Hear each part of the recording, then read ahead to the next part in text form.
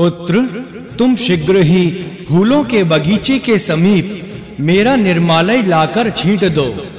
उस दुष्ट इंद्रपुत्र को रोकने का कोई दूसरा उपाय नहीं है। बुद्धिमान भगवान नरसिंह का यह वचन सुनकर माली जाग उठा और उसने निर्मालय लाकर उनके कथनानुसार वहां छींट दिया। जयंत भी पहले के ही समान अलक्षित रथ से आया और उससे उतरकर फूल तोड़ने लगा। उसी समय अपना अनिष्ट करने वाला इंद्रपुत्र वहां भूमि पर पड़े हुए निर्मालय को लांघ गया। इससे उसमें रथ पर चढ़ने की शक्ति नहीं रह गई। तब सारथी ने उससे कहा, भगवान नरसिंह का निर्मालय लांघ जाने के कारण अब तुम में इस रथ पर चढ़ने की योग्यता नहीं रह गई है। मैं तो स्वर्गलोक को लौटता हूँ, किंतु तुम यहाँ भूतल पर ही रहो, रथ पर ना चढ़ो। सारथी के इस प्रकार कहने पर मतिमान इंद्र कुमार ने उससे कहा, सारथी, जिस कर्म से यहाँ पर मेरे पाप का निवारण हो उसे बताकर तुम शीघ्र स्वर्गलोक को चले जाओ। सारथी बोला, कुरुक्षेत्र में परशुराम जी का एक यज्ञ हो रहा है जो 12 वर्षों में समाप्त होने वाला है। उसमें जाकर तुम प्रतिदिन ब्राह्मणों का झूठा साफ करो, इससे तुम्हारी शुद्धि होगी। यूं कहकर सारथी देव सहित स्वर्गलोक को चला गया। इधर इंद्रपुत्र जयंत कुरुक्षेत्र में सरस्वती के तट पर आया और परशुराम जी के यज्ञ में ब्राह्मणों की जूठन साफ करने लगा। जब 12वां वर्ष पूर्ण हुआ तब ब्राह्मणों ने शंकित होकर उससे पूछा, महाभाग, तुम कौन हो जो नित्य जूठन साफ करते हुए भी हमारे यज्ञ में भोजन नहीं करते? इससे हमारे मन में महान संदेह उत्पन्न हो रहा है। उनके इस प्रकार पूछने पर इंद्र कुमार क्रमशः अपना सारा वृतांत ठीक-ठीक बताकर तुरंत रथ से स्वर्गलोक को चला गया।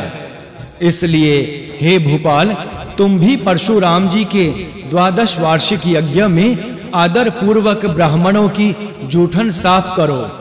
ब्राह्मणों से बढ़कर दूसरा कोई ऐसा नहीं है जो पापों का अपहरण कर सके। महीपाल, इस प्रकार प्रायश्चित कर लेने पर तुम्हें देवताओं के दिए हुए रथ पर चढ़ने की शक्ति प्राप्त हो जाएगी। महामते, आज से तुम भी भगवान श्री नरसिंह देव का तथा अन्य देवताओं के भी निर्मालय का उल्लंघन ना करना। नारद जी के ऐसा कहने पर शांतनु ने 12 वर्षों तक ब्राह्मणों की जूठन साफ की। इसके बाद वे शक्ति पाकर उस रथ में चढ़ने में समर्थ हुए।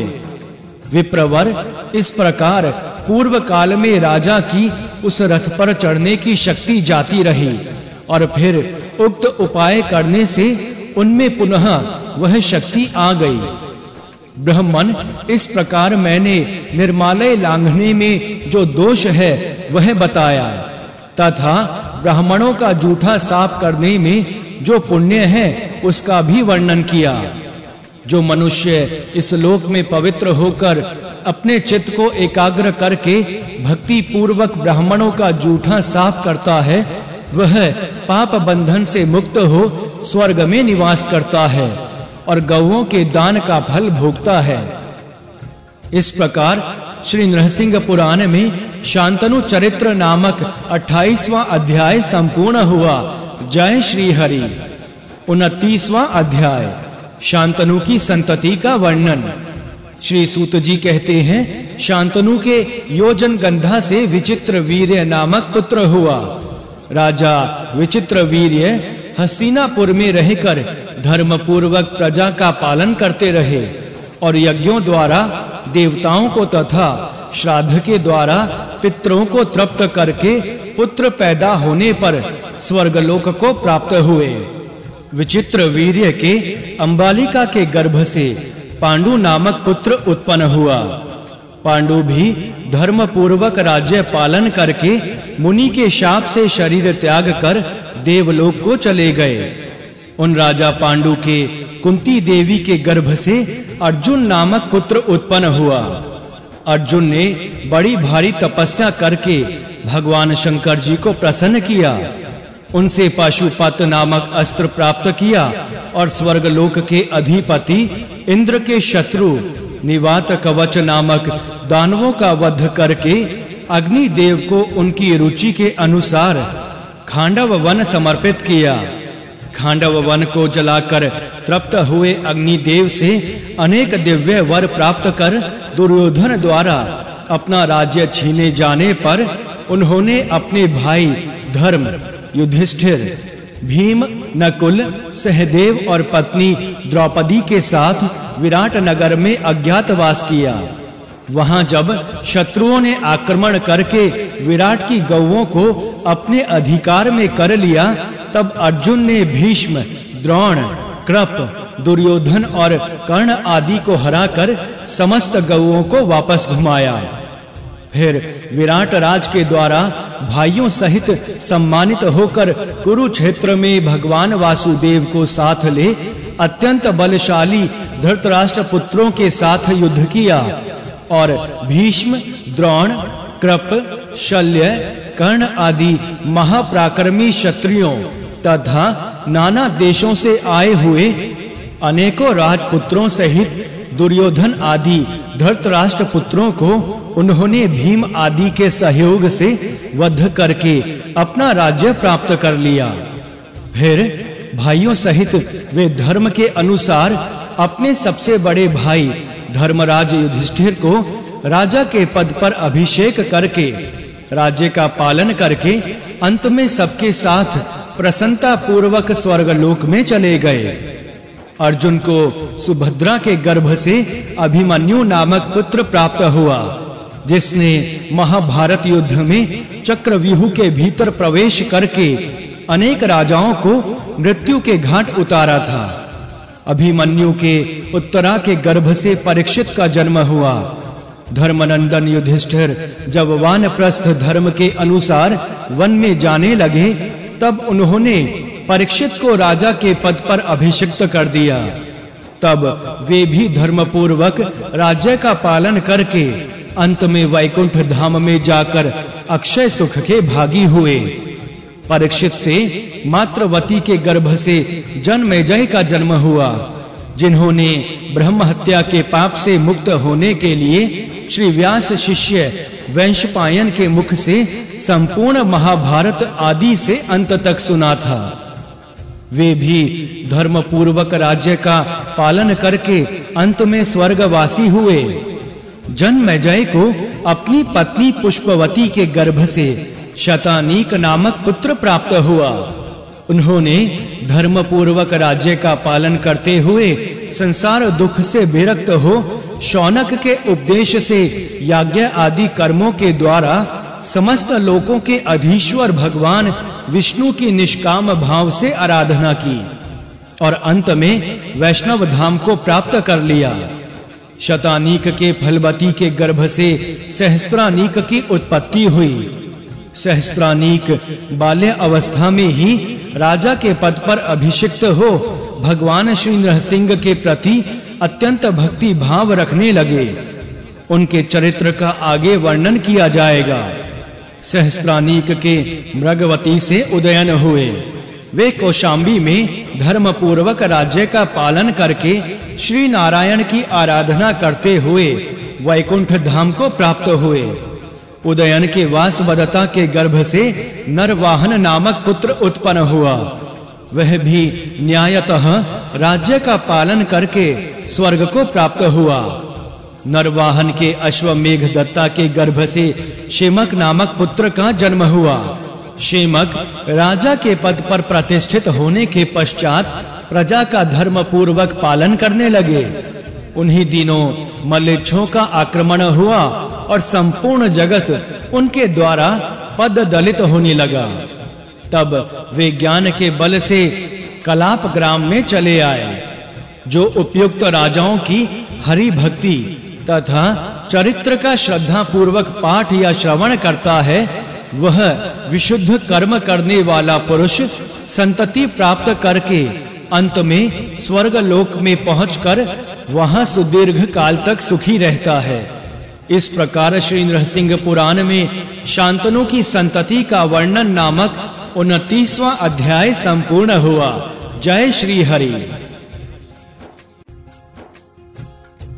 30वां अध्याय भूगोल तथा स्वर्गलोक का वर्णन। श्री सूत जी बोले, द्विजवरों, अब मैं सब और नदी तथा पर्वतों से व्याप्त भूगोल भूमि मंडल का संक्षेप से वर्णन करूंगा। इस पृथ्वी पर जम्बू, पलक्ष, शाल्मली, कुश, क्रौंच, शाक और पुष्कर नाम के 7 द्वीप हैं। इनमें जम्बू द्वीप तो लाख योजन लंबा चौड़ा है और पलक्ष आदि जम्बू द्वीप से उत्तरों उत्तर दुगुने बड़े हैं। ये द्वीप क्रमशः अपने से दूने प्रमाण वाले लवण, इक्षुरस, सुरा, घृत, दधी, दुग्ध और शुद्धोदक नाम से विख्यात 7 वलयाकार समुद्रों से घिरे हुए हैं। मनु के जो प्रियव्रत नामक पुत्र थे, वे ही 7 द्वीपों के अधिपति हुए। उनके अग्निध्र आदि 10 पुत्र हुए। इनमें से 3 तो सर्वत्यागी सन्यासी हो गए, ती हो जाएगी। राजा से यूं कहकर लोक पितामह एक द्वीप बांट दिया। इनमें जम्बू द्वीप के अधिपति अग्निध्र के 9 पुत्र हुए। उनके नाम ये हैं: नाभि, किमपुरुष, हरिवर्ष, इलाव्रत, रमय, हिरण्मय, कुरु, भद्र और केतुमान। राजा अग्निध्र जब घर त्याग कर वन में जाने लगे, तब उन्होंने जम्बू द्वीप को उसके 9 खंड करके अपने पुत्रों को बांट दिया। हिमालय पर्वत से मिला हुआ वर्ष अग्निध्र नाभि को मिला था। इसके अधिपति राजा नाभि से ऋषभ नामक पुत्र हुआ। ऋषभ से भरत का जन्म हुआ, जिनके द्वारा चिरकाल तक धर्म पूर्वक पालित होने के कारण इस देश का नाम भारतवर्ष पड़ा। इलाव्रत वर्ष के बीच में मेरु नामक सुवर्णमय पर्वत है। इसकी ऊंचाई 84,000 योजन है। वह 16,000 योजन तक नीचे जमीन में गड़ा है। इससे दूनी 32,000 योजन इसकी चोटी की चौड़ाई है। इसी के मध्य भाग में भगवान ब्रह्मा जी की पुरी है। पूर्व भाग में इंद्र की अमरावती है। अग्नि कोण में अग्नि की तेजोवती पुरी है। दक्षिण में यमराज की संयमनी है। नृत्य कोण में नृत्य की भयंकरी नामक पुरी है। पश्चिम में वरुण की विश्वावती है। वायव्य कोण में वायु की गंधवती नगरी है और उत्तर में चंद्रमा की विभावरी पुरी है। 9 खंडों से युक्त यह जम्बू द्वीप पुण्य पर्वतों तथा पुण्य नदियों से युक्त है। किम पुरुष आदि 8 वर्ष पुण्यवानों के भोग स्थान है। केवल एक भारतवर्ष ही चारों वर्णों से युक्त कर्म क्षेत्र है। भारतवर्ष में ही कर्म करने से मनुष्य स्वर्ग प्राप्त करेंगे और वहां ही ज्ञान साधक को निष्काम कर्मों से मुक्ति भी प्राप्त होती है।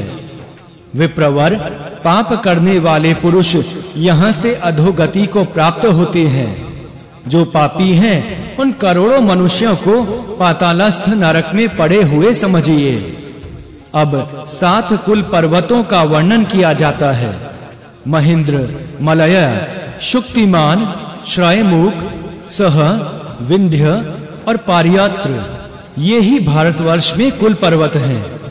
नर्मदा, सुरसा, ऋषिकुलया, भीमरथी, कृष्णावेनी, चंद्रभागा तथा ताम्रपर्णी, ये 7 नदियां हैं तथा गंगा, यमुना, गोदावरी, तुंगभद्रा, कावेरी और सरयू, ये सभी महानदियां सब पापों को नष्ट करने वाली हैं। यह सुंदर जम्बू द्वीप जम्बू जामुन के नाम से विख्यात है। इसका विस्तार 1,00,000 योजन है। इस द्वीप में यह भारतवर्ष ही सबसे श्रेष्ठ स्थान है। श्रयद्वीप आदि पुण्य देश हैं। जो लोग निष्काम भाव से अपने अपने वर्ण धर्म का आचरण करते हुए भगवान श्री नरसिंह का यजन करते हैं, वे ही उन पुण्य देशों में निवास करते हैं तथा कर्माधिकार का क्षय हो जाने पर मोक्ष भी प्राप्त कर लेते हैं।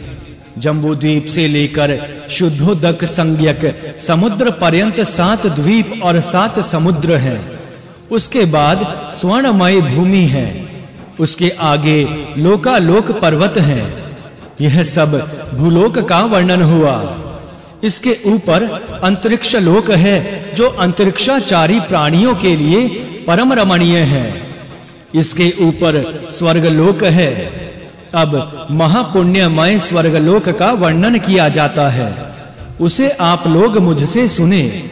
जिन्होंने भारतवर्ष में रहकर पुण्य कर्म किए हैं, उनका तथा देवताओं का वह निवास है। भूमंडल के बीच में पर्वतों का राजा मेरु है, जो सुवर्णमय होने के कारण अपनी प्रभा से उद्भासित होता रहता है। वह पर्वत 84,000 योजन ऊंचा है और 16,000 योजन तक पृथ्वी में नीचे की ओर धंसा हुआ है। साथ ही उसके चारों ओर उतने ही प्रमाण वाली पृथ्वी है। मेरुगिरी के ऊपरी भाग में 3 शिखर हैं, जहां स्वर्गलोक बसा हुआ है। मेरु के वे स्वर्गीय शिखर नाना प्रकार के वृक्ष और लताओं से आवृत तथा भांति-भांति के पुष्पों से सुशोभित हैं। मध्यम, पश्चिम और पूर्व ये ही 3 मेरु के शिखर हैं। इनमें मध्यम श्रृंग स्फटिक तथा वैदूर्य मणिमय है। पूर्व श्रृंग इंद्र नीलमय और पश्चिम शिखर माणिक्यमय कहा जाता है। इनमें से मध्यम श्रृंग 14,14,000 योजन ऊंचा है, जहां त्रिविष्टप नामक स्वर्ग लोक प्रतिष्ठित है। पूर्व श्रृंग मेरु के ऊपर छत्राकार स्थित है। मध्यम श्रृंग और उसके बीच अंधकार का व्यवधान है। वह मध्यम श्रृंग और उसके बाद वाले पश्चिम शिखर के बीच में स्थित है।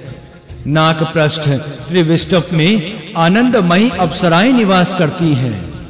मेरु के मध्यवर्ती शिखर पर विराजमान स्वर्ग में आनंद और प्रमोद का वास है। पश्चिम शिखर पर श्वेत, पौष्टिक, उपशोभन और काम एवं स्वर्ग के राजा आह्लाद निवास करते हैं। द्विजश्रेष्ठ पूर्व शिखर पर निर्मम, निरहंकार, सौभाग्य और अति निर्मल नामक स्वर्ग सुशोभित रहते हैं। मेरु पर्वत की चोटी पर कुल 21 स्वर्ग बने हुए हैं। जो अहिंसा धर्म का पालन करने वाले और दानी हैं तथा जो यज्ञ और तप का अनुष्ठान करने वाले हैं, वे क्रोध रहित मनुष्य इन स्वर्गों में निवास करते हैं। जो धर्म पालन के लिए जल में प्रविष्ट होकर प्राण त्याग करते हैं, वे आनंद नामक स्वर्ग को प्राप्त होते हैं।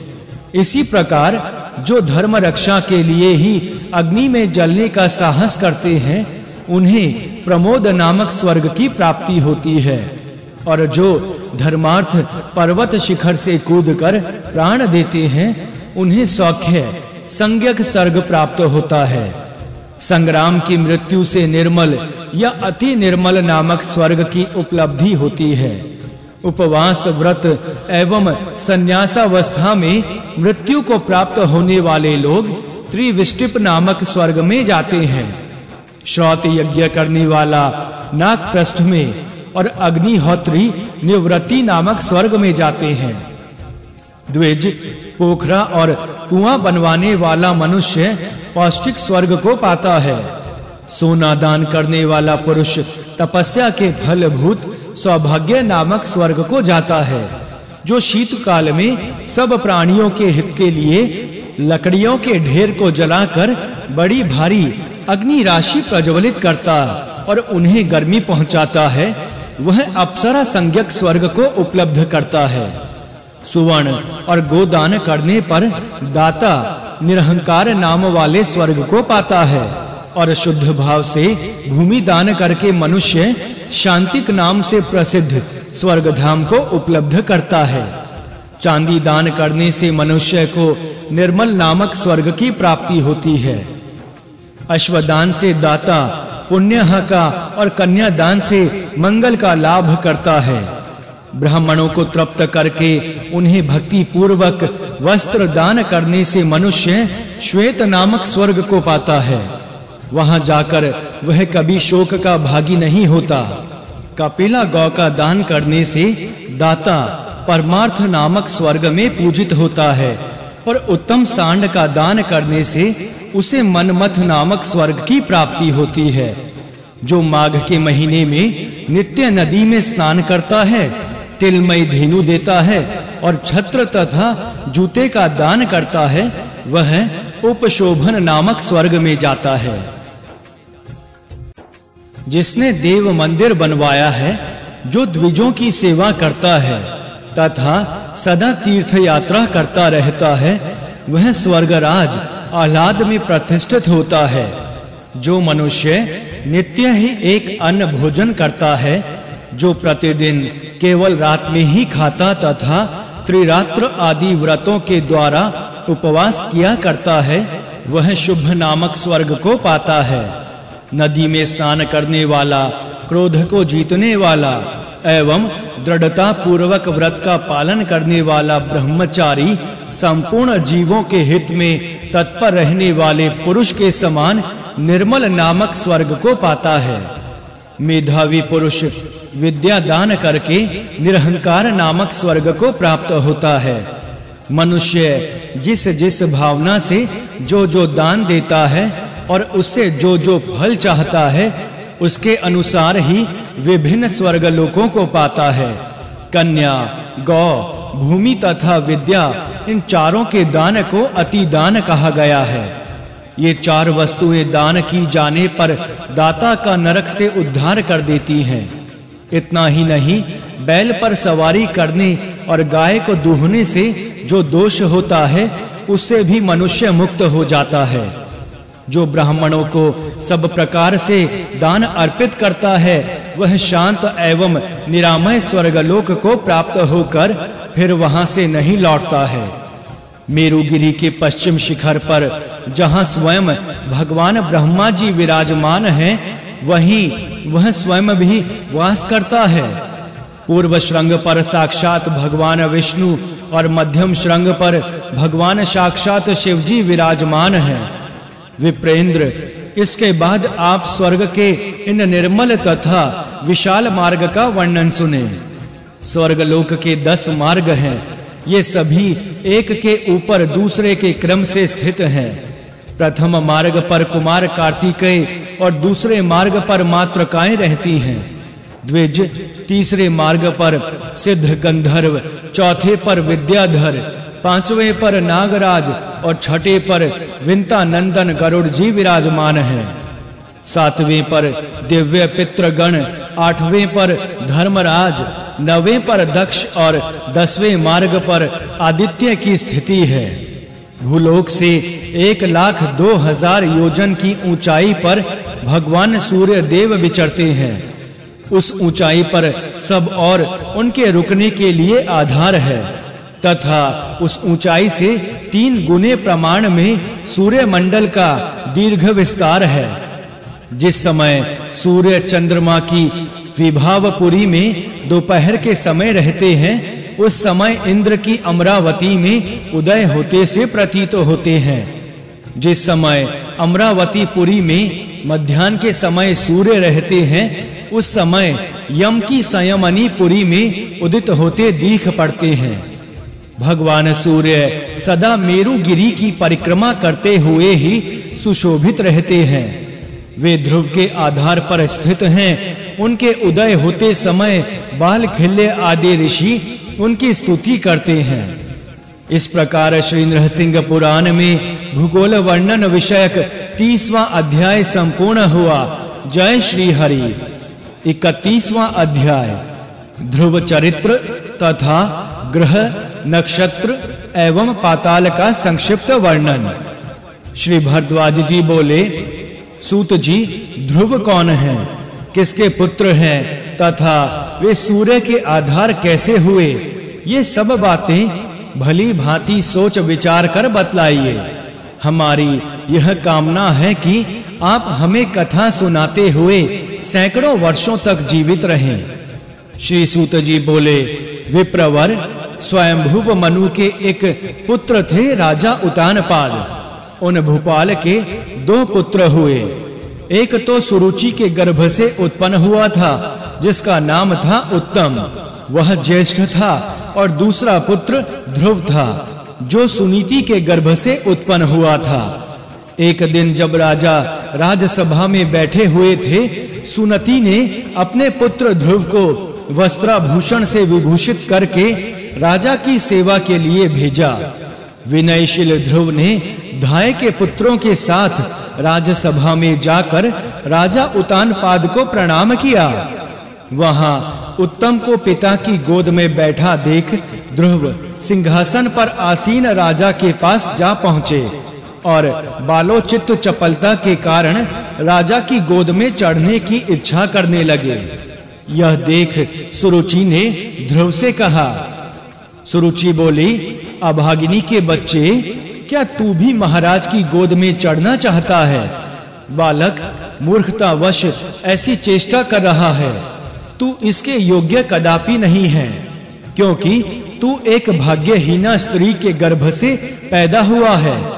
बता तो सही, तूने इस सिंहासन पर बैठने के लिए कौन सा पुण्य कर्म किया है?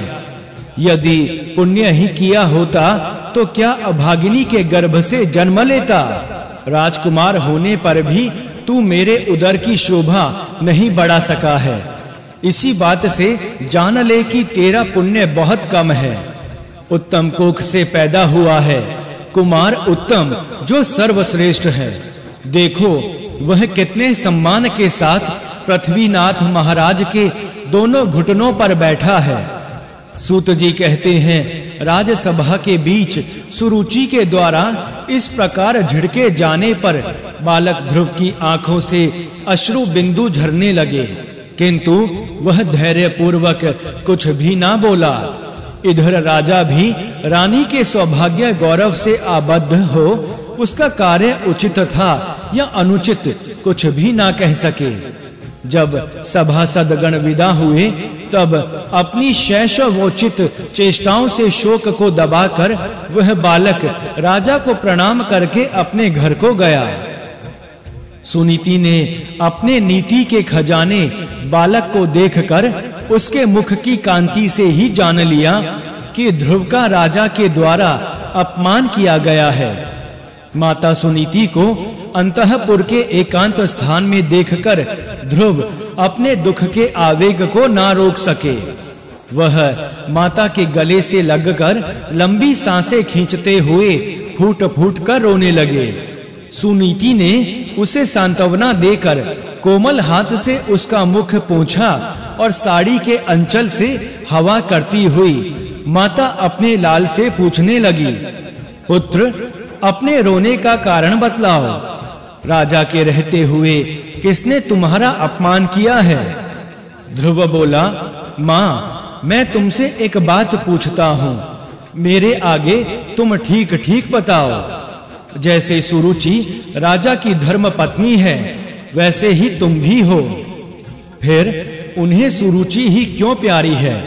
माता, तुम उन नरेश को क्यों प्रिय नहीं हो? सुरुचि का पुत्र उत्तम क्यों श्रेष्ठ है? राजकुमार होने में तो हम दोनों एक समान हैं। फिर क्या कारण है कि मैं उत्तम नहीं हूँ?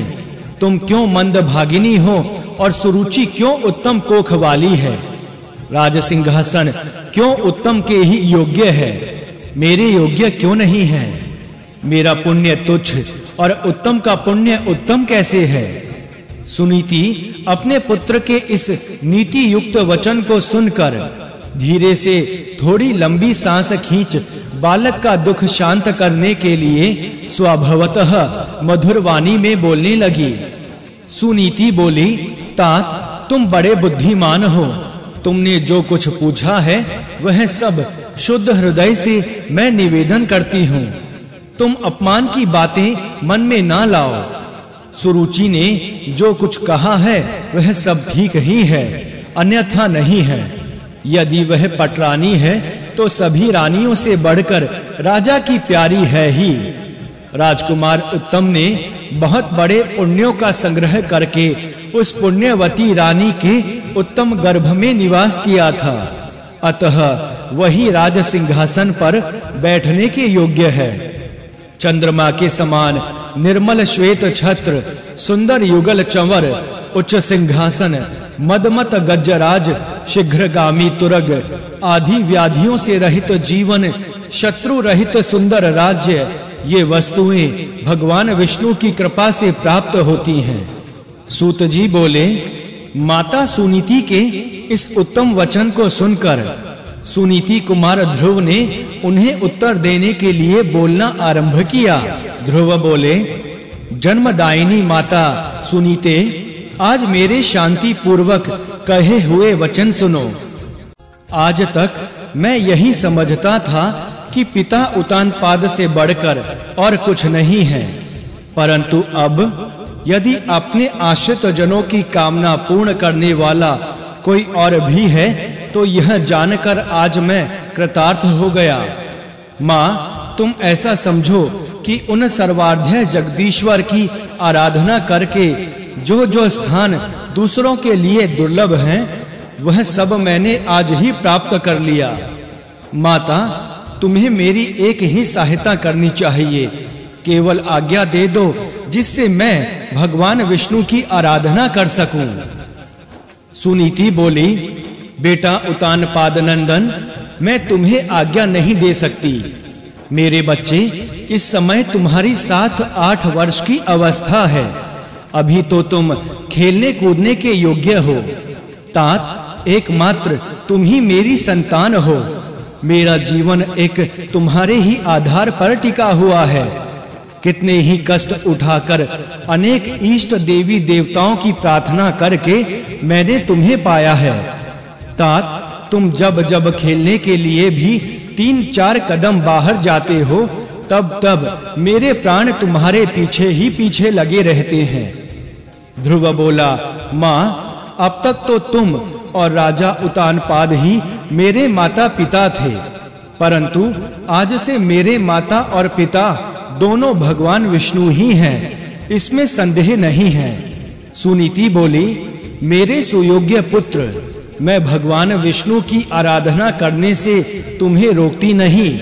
यदि रोकूं तो मेरी जिह्वा के सैकड़ों टुकड़े हो जाएं। इस प्रकार आज्ञा सी पाकर ध्रुव माता के चरण कमलों की परिक्रमा और उन्हें प्रणाम करके तपस्या के लिए प्रस्थित हुए। सुनीति ने धैर्य पूर्वक सूत्र में नील कमल की माला गूंथकर पुत्र को उपहार दिया। मार्ग में पुत्र की रक्षा के लिए माता ने अपने शत आशीर्वाद, जिनका प्रभाव शत्रु भी नहीं रोक सकते थे, उनके पीछे लगा दिए। वह बोली, पुत्र, शंख चक्र और गदा धारण करने वाले दया सागर जगत व्यापी भगवान नारायण सर्वत्र तुम्हारी रक्षा करें। सूत जी बोले, बालोचित पराक्रम करने वाले बालक ध्रुव ने अपने महल से निकलकर अनुकूल वायु के द्वारा दिखाई हुई राह पकड़कर उपवन में प्रवेश किया। माता को ही देवता मानने वाले और केवल राजमार्ग को ही जानने वाला वह राजकुमार वन के मार्ग को नहीं जानता था। अतः एक क्षण तक आंखें बंद करके कुछ सोचने लगा। नगर के उपवन में आकर बालक ध्रुव इस प्रकार चिंता करने लगा, क्या करूं, कहां जाऊं, कौन मुझे सहायता देने वाला होगा।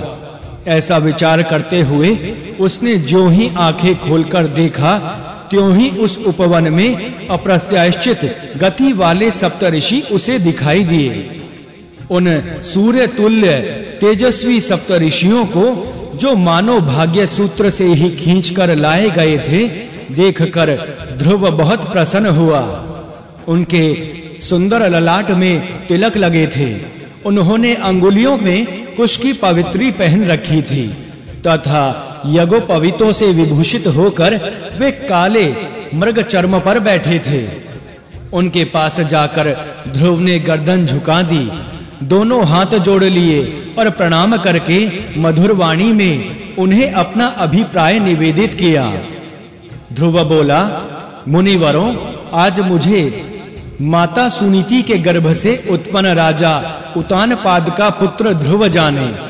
इस समय मेरा चित्त जगत की ओर से विरक्त है।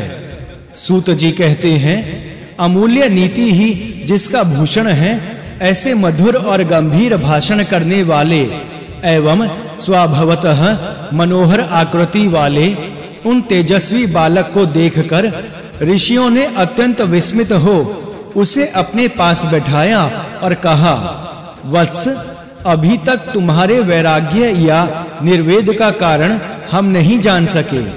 वैराग्य तो उन मनुष्यों को होता है जिनकी मनः कामनाएं पूर्ण नहीं हो पाती। तुम तो सातों द्वीपों के अधीश्वर सम्राट के पुत्र हो, तुम अपूर्ण मनोरथ कैसे हो सकते हो? हमसे तुम्हें क्या काम है? तुम्हारी मनोवांछा क्या है? ध्रुव बोला, मुनिगण, मेरे जो उत्तमों उत्तम बंधु उत्तम कुमार हैं, उनके ही लिए पिता का दिया हुआ शुभ सिंहासन रहे। उत्तम व्रत का पालन करने वाले मुनीश्वरों, मैं आप लोगों से इतनी ही सहायता चाहता हूँ कि जिस स्थान का किसी दूसरे राजा ने उपभोग ना किया हो, जो अन्य सभी स्थानों से उत्कृष्ट हो और इंद्र आदि देवताओं के लिए भी दुर्लभ हो, वह स्थान मुझे किसी उपाय से प्राप्त हो सकता है, वह बता दें। उस समय उस बालक की ये बातें सुनकर मरीचि आदि ऋषियों ने उसे यथार्थ ही उत्तर दिया।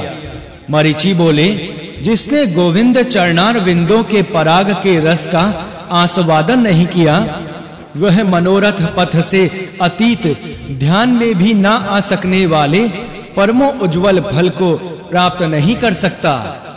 अत्रि ऋषि बोले, जिसने अच्युत के चरणों की अर्चना नहीं की है, वह पुरुष उस पद को जो इंद्र आदि देवताओं के लिए भी दुर्लभ है और मनुष्यों के लिए तो अत्यंत दुष्प्राप्य है, कैसे पा सकता है? ऋषि अंगिरा जी बोले, जो भगवान कमलकांत के कमनीय चरण कमलों का अनुशीलन चिंतन करता है, उसके लिए त्रिभुवन की सारी संपदाओं का स्थान दुर्लभ नहीं है।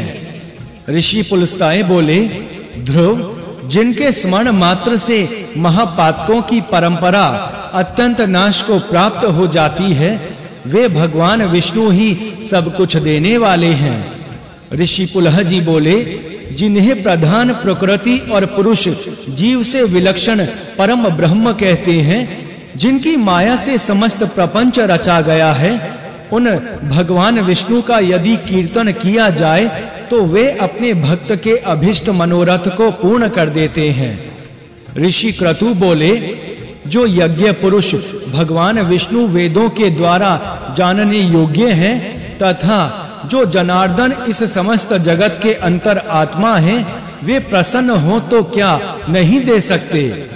ऋषि वशिष्ठ जी बोले, राजकुमार, जिनकी बाहों के नर्तन मात्र में 8 सिद्धियां वर्तमान हैं, उन भगवान ऋषिकेश की आराधना करने से धर्म, अर्थ, काम और मोक्ष ये चारों पुरुषार्थ दूर नहीं रहते। ध्रुव बोले, द्विजवरों, भगवान विष्णु की आराधना के संबंध में आप लोगों ने जो विचार प्रकट किया है, वह सत्य है। अब मुझे यह बताइए कि उन भगवान की पूजा कैसे करनी चाहिए, उसकी विधि का मुझे उपदेश कीजिए। जो बहुत कुछ दे सकते हैं, उनकी आराधना भी कठिन ही होगी। मैं राजकुमार हूँ और बालक हूँ, मुझसे विशेष कष्ट सहा नहीं जा सकता। बालक ध्रुव की बात सुनकर मुनिगण बोले, खड़े होते, चलते, सोते, जागते, लेटते और बैठते हुए प्रतिक्षण भगवान नारायण का स्मरण करना चाहिए। भगवान वासुदेव के नाम का जप करने वाला मनुष्य पुत्र, स्त्री, मित्र, राज्य, स्वर्ग तथा मोक्ष सब कुछ पा लेता है, इसमें संशय नहीं है। वासुदेव स्वरूप द्वादशाक्षर मंत्र ओम नमो भगवते वासुदेवाय, ओम नमो भगवते वासुदेवाय, ओम नमो भगवते वासुदेवाय, ओम नमो भगवते वासुदेवाय। ओम नमो भगवते वासुदेवाय के द्वारा 4 भुजाधारी भगवान विष्णु का ध्यान और जप करके किसने सिद्धि नहीं प्राप्त कर ली? राजकुमार, पितामह भगवान ब्रह्मा जी ने भी इसी महामंत्र की उपासना की थी। श्री विष्णु भक्त मनु ने भी राज्य की कामना से इस मंत्र द्वारा भगवान की आराधना की थी। सतपुरुष शिरोमणि, तुम भी इस मंत्र द्वारा भगवान वासुदेव की आराधना में लग जाओ। इससे बहुत शीघ्र ही अपनी मनोवांछित समृद्धि प्राप्त कर लोगे। श्री सूत जी बोले, यूं कहकर वे सभी महात्मा मुनीश्वर वहीं अंतर्हित हो गए और बालक ध्रुव भी भगवान वासुदेव में मन लगाकर तपस्या के लिए चला गया। द्वादक्षर मंत्र संपूर्ण मनोरथों को देने वाला है। ध्रुव मधुवन में यमुना के तट पर मुनियों की बताई हुई पद्धति से उस मंत्र का जप करने लगे। श्रद्धा पूर्वक उस मंत्र का जप करते हुए राजकुमार ध्रुव ने तप के प्रभाव से तत्काल ही हृदय में भगवान कमल नयन को प्रकट प्रत्यक्षवत देखा। उनकी आकृति बड़ी दिव्य थी। भगवान के दर्शन से उसका हर्ष बढ़ गया। अब तो वह राजपुत्र पुनः बड़े उत्साह से उस मंत्र का जप करने लगा। उस समय भूख, प्यास, वर्षा, आंधी और अधिक गर्मी आदि दैहिक दुखों में से कोई भी उसे नहीं व्यापा। उस राजकुमार का मन अनुपम आनंद महासागर में गोता लगा रहा था। अतः उस समय उसे अपने शरीर की भी सुध नहीं रह गई थी। कहते हैं, उसकी तपस्या से शंकित हुए देवताओं ने कितने ही विघ्न खड़े किए, परंतु उस तीव्र तपस्वी बालक के लिए वे सभी निष्फल ही सिद्ध हुए। शीत और धूप आदि की ही तरह ये एक देशीय विघ्न भी उस विष्णु स्वरूप मुनि को व्यथित नहीं कर पाते थे। कुछ समय के बाद भक्तजनों के प्रियतम वरदाता भगवान विष्णु बालक ध्रुव के ध्यान बल से संतुष्ट होकर पक्षीराज गरुड़ पर सवार हो अपने उस भक्त को देखने के लिए आए। मणि समूह द्वारा निर्मित मुकुट से मंडित और शोभाशाली कौस्तुभ रत्न से समलंकृत महामेघ के समान श्याम कांति वाले वे भगवान श्री हरि ऐसी शोभा पा रहे थे मानो उदयांचल के प्रति डाह रखने के कारण अपने श्रृंग पर बाल रवि को धारण किए साक्षात कंजल गिरी प्रकाशित हो रहा हो। निश्चल और स्नेहपूर्ण दृष्टि वाले वे भगवान अपने दांतों की किरण रूप जल के अमित प्रवाह द्वारा तपस्या में लगे हुए राजकुमार ध्रुव के शरीर की धूलि को धोते हुए से उससे इस प्रकार कहने लगे, वत्स, मैं तुम्हारी तपस्या, ध्यान, इंद्रिय निग्रह और दुसाध्य मन संयम से तुम पर बहुत प्रसन्न हूं। अतः तुम्हारे मन में जो अभिष्ट हो वह उत्तम वर मुझसे मांग लो। भगवान की वह संपूर्ण गंभीर वाणी सुनते ही ध्रुव ने सहसा आंखें खोल दी। उस समय उन्हीं चतुर्भुज ब्रह्म को, जिनका वह अपने हृदय में चिंतन कर रहा था, उसने सामने मूर्तिमान होकर खड़े देखा। उन परम पूजनीय त्रिभुवनपति को सहसा सामने देख वह राजकुमार सकपका गया और मैं यहाँ इनसे क्या कहूँ, क्या करूँ इत्यादि बातें सोचता हुआ क्षण भर तो ना कुछ बोला और ना कुछ कर ही सका। उसके नेत्रों में आनंद के आंसू भरे थे, शरीर के रोए खड़े हो गए थे। वह भगवान के सामने उच्च स्वर से, हे त्रिभुवननाथ, यूं कहता हुआ दंडवत प्रणाम करने के लिए पृथ्वी पर पड़ गया। उस समय उसकी भुएं कांप रही थी। दंड की भांति प्रणाम करके जगत गुरु भगवान की ओर एकटक दृष्टि लगाए वह आनंदातिरेक से चारों ओर लोटपोट होकर देर तक रोता रहा। नारद, सनंदन, सनक और सनत कुमार आदि तथा अन्य योगी जन योगीश्वर का श्रवण कीर्तन एवं स्तवन किया करते हैं और जिनके नेत्र करुणा के आंसुओं से भीगे हुए थे, उन्हीं कमल लोचन भगवान को आज ध्रुव ने प्रत्यक्ष देखा। उस समय चक्रधर भगवान ने अपने हाथ से पकड़कर बालक ध्रुव को उठा लिया। इतना ही नहीं, उन्होंने अपने दोनों कोमल हाथों से उसके धूली धूसरित शरीर को सब ओर से पोंछा और उसे हृदय से लगाकर कहा, बच्चा, तुम्हारे मन में जो भी इच्छा हो उसके अनुसार वर मांग लो। मैं निसंदेह वह सब तुम्हें दे दूंगा। तुम्हारे लिए कोई भी वस्तु अदय नहीं है। तब राजकुमार ने भगवान विष्णु से यही वर मांगा कि मुझे आपकी स्तुति करने की शक्ति प्राप्त हो। यह सुनकर भगवान ने मूर्तिमान विज्ञान के समान निर्मल शंख से ध्रुव के मुख को छुआ। मरीचि आदि देव ऋषियों के दिए हुए ज्ञान रूपी चंद्रमा की किरणों से शालित होकर ध्रुव का चित्त पूर्णतया निर्मल हो गया था। फिर त्रिभुवन गुरु भगवान के शंख स्पर्श से उसके अंतःकरण में ज्ञान रूपी सूर्य का उदय हो जाने पर उसमें पूर्ण प्रकाश हो गया। इससे वह आनंदित होकर भगवान की सुंदर स्तुति करने लगा।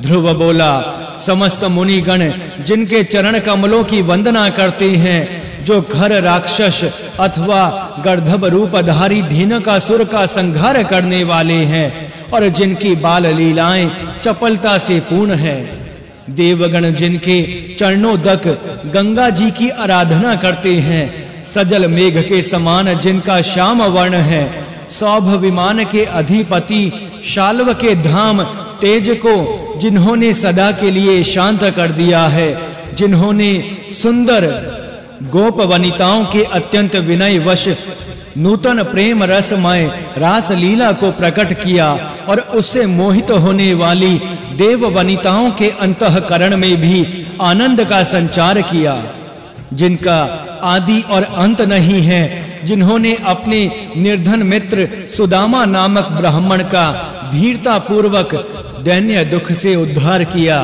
देवराज इंद्र की प्रार्थना से जिन्होंने उनके शत्रु पक्ष को पराजित किया, शृखराज जांबवान की गुहा में प्रवेश करके खोई हुई सयमंतक मणि को लाकर जिन्होंने अपने ऊपर लगे हुए कलंक रूप दुरित को दूर करके त्रिभुवन का भार हल्का किया है, जो द्वारकापुरी में नित्य निवास करते हैं, जो अपनी मधुर मुरली बजाकर श्रुति मधुर अतीन्द्रिय ज्ञान को प्रकट करते तथा यमुना तट पर विचरते हैं, जिनके वंशीनाद को सुनने के लिए पक्षी गौ और भृंग गण अपना अपना आहार त्याग देते हैं, जिनके चरण कमल दुस्तर संसार सागर से पार करने के लिए जहाज रूप हैं, जिन्होंने अपनी प्रातापग्नि में काले यवन को होम दिया है, जो वनमाला धारी हैं, जिनके श्रवण सुंदर मणिमय कुंडलों से अलंकृत हैं, जिनके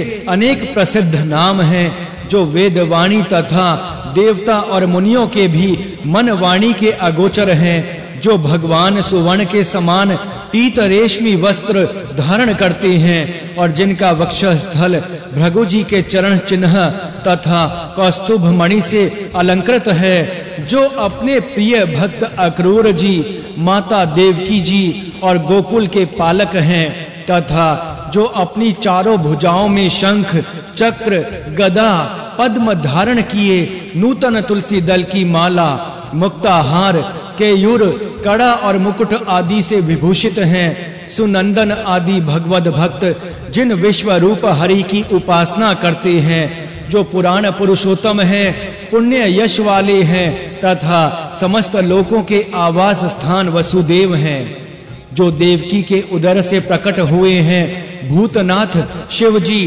तथा भगवान ब्रह्मा जी ने जिनके चरणार बिंदों पर मस्तक झुकाया है, जो वृंदावन में की गई लीला से थकी हुई गोपियों के श्रम को दूर करने वाले हैं, सज्जनों के मनोरथों को जो सर्वदा पूर्ण किया करते हैं, ऐसी महिमा वाले हे सर्वेश्वर, जो कुंद के समान उज्जवल शंख धारण करते हैं, जिसका चंद्रमा के समान सुंदर मुख है, सुंदर नेत्र हैं तथा अत्यंत मनोहर मुस्कान है, ऐसे अत्यंत हृदयहारी आपके इस रूप को जो ज्ञानियों द्वारा वंदित है, मैं प्रणाम करता हूँ। मैं उत्तम स्थान प्राप्त करने की इच्छा से तपस्या में प्रवृत्त हुआ और बड़े-बड़े मुनीश्वरों के लिए भी जिनका दर्शन पाना असंभव है, उन्हीं आप परमेश्वर का दर्शन पा गया। ठीक उसी तरह जैसे कांच की खोज करने वाला कोई मनुष्य भाग्यवश दिव्य रत्न हस्तगत कर ले, स्वामिन मैं कृतार्थ हो गया, अब मैं कोई वर नहीं मांगता। हे नाथ, जिनका दर्शन अपूर्व है, पहले कभी उपलब्ध नहीं हुआ है, उन आपके चरण कमलों का दर्शन पाकर अब मैं इन्हें छोड़ नहीं सकता। मैं अब भोगों की याचना नहीं करूंगा। ऐसा कोई मूर्ख ही होगा जो कल्प वृक्ष से केवल भूसी पाना चाहेगा। देव, आज मैं मोक्ष के कारणभूत आप परमेश्वर की शरण में आ पड़ा हूँ। अब बाह्य विषय सुखों को मैं नहीं भोग सकता। जब रत्नों की खान समुद्र अपना मालिक हो जाए, तब कांच का भूषण पहनना कभी उचित नहीं हो सकता।